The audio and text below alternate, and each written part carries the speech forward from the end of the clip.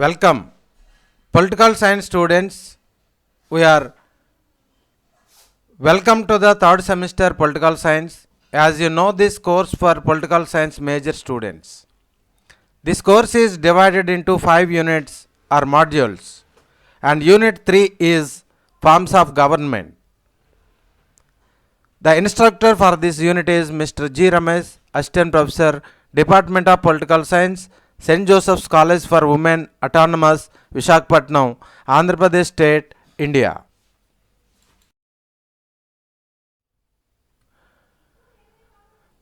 Learning outcomes. The second chapter of this unit is federal form of government, merits and demerits. By the end of this chapter, the learner should be able to understanding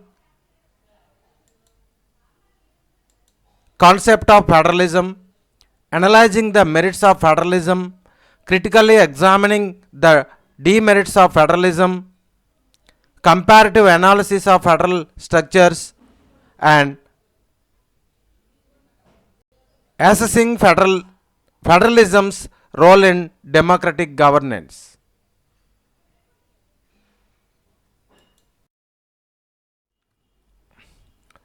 Content. This unit, that is forms of government, and the second chapter is federal form of government, merits and demerits. The content of the chapter are introduction to the federal form of government, features of federal government, merits of federal government, demerits of federal government, comparison to the unitary form of government, federalism in the United States, challenges and criticism of federal government, and finally conclusion. Now let's go in the lesson and look at the federal form of government, merits and demerits.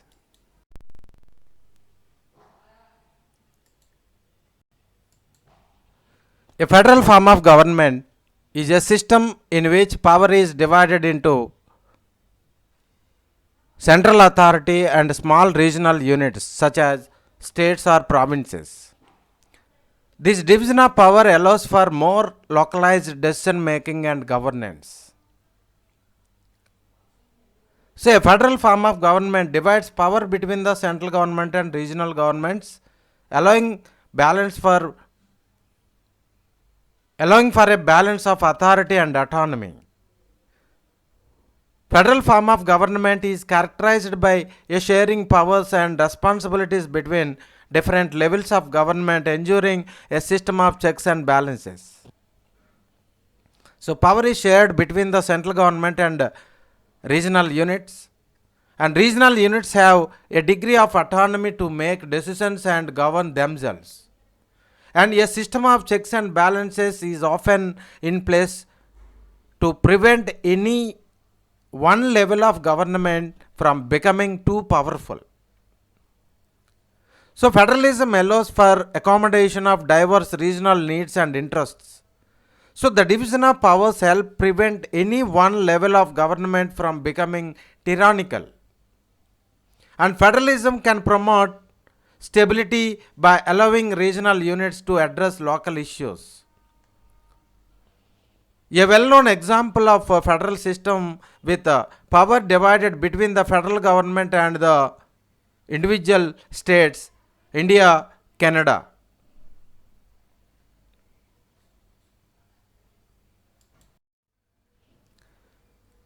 Features of federal system.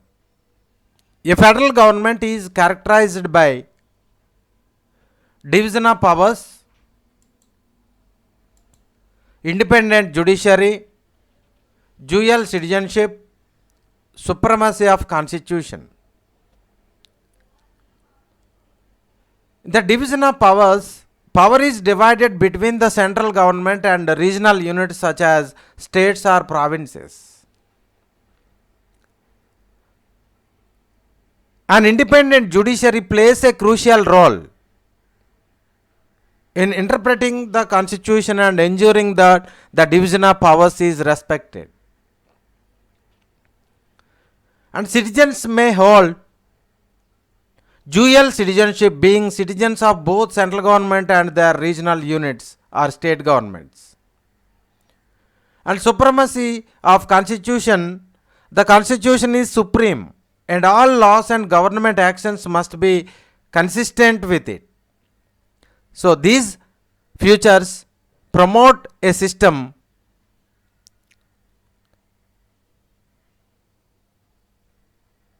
of governance that balances power, protects individual rights and ensures accountability.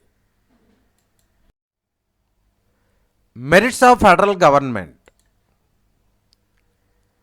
A federal government offers several merits, benefits or advantages. Representation, experimentation, protection of minority rights, stability.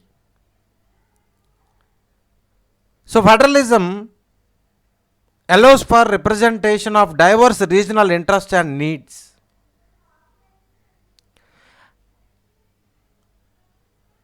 The second merit of this form of government, regional units can experiment with different policies and approaches, promoting innovation and progress. And protection of minority rights. Federalism can protect the rights of minority groups by allowing for regional autonomy and self-governance. Stability. Federalism can promote stability by providing a framework for resolving conflicts and addressing regional differences. So these merits contribute to a more inclusive, responsive and effective system of governance. Demerits of federal government. A federal government has several drawbacks, including complexity, inefficiency, conflict, and coordination challenges, potential for inequality. The complexity, federal system can be complex with multiple levels of government and overlapping responsibilities. It making it difficult to implement policies effectively and efficiently. And inefficiency. The division of power can lead to inefficiencies and delays in decision making. The coordination between different levels of government can be challenging, leading to delays and lack of accountability in addressing national issues in sometimes. And conflict. Disagreements between the central government and regional governments can lead to potential or political gridlock and hinder progress on crucial matters. So federal system can be prone to conflict between different levels of government or regional units. So the coordinating policies and decision between different levels of government can be challenging, and federal systems can exacerbate existing inequalities between regions if not managed carefully. So these demerits highlight the needs for careful design and management of federal systems to minimize their negative consequences.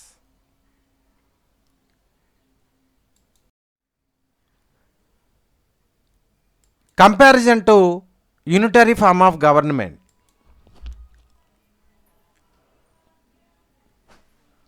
Power distribution, constitution, citizenship, and some examples which countries are followed.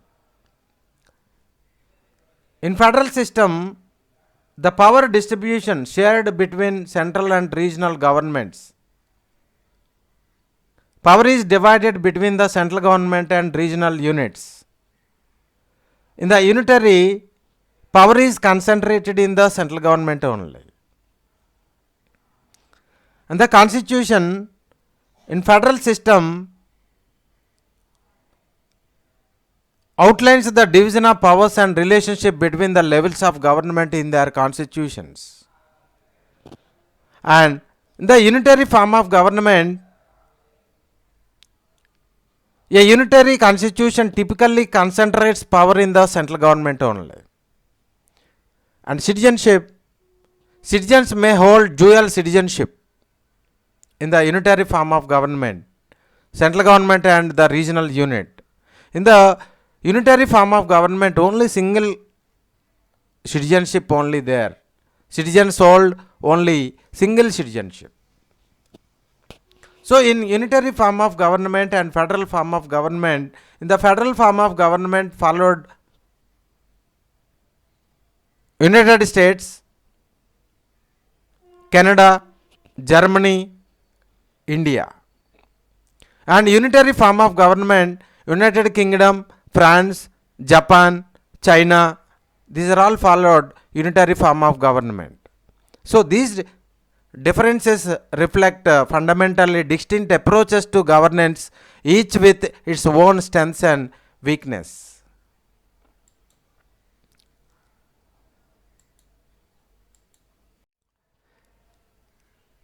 Federalism in the United States. The United States operates under a federal system of government with power divided between federal government, state governments, and local governments. The central government responsible for national issues such as defense, foreign policy, and interstate commerce, and they are declaring war and collecting taxes, etc. And state governments in USA, 50 state governments, each with powers to govern local matters such as education, law enforcement, and health care. And local governments, cities, countries and municipalities, cities, counties and municipalities which have power to govern local issues such as zoning, public services and local ordinances. So this division of power allows for a balance between national unity and regional autonomy, enabling the United States to address diverse needs and interests across different regions in USA. Challenges in criticism of federal government. There are so many challenges and criticisms of federal government: fiscal inequality, conflicting laws, regionalism. In the fiscal inequality means financial disparities. Disparities in funding and resources between different regions can exacerbate social and economic inequalities. And conflicting laws. Different laws and regulations across regions can create confusion and hinder the smooth operation of national policies. And regionalism, strong regional identities can sometimes lead to a sense of division and hinder national unity.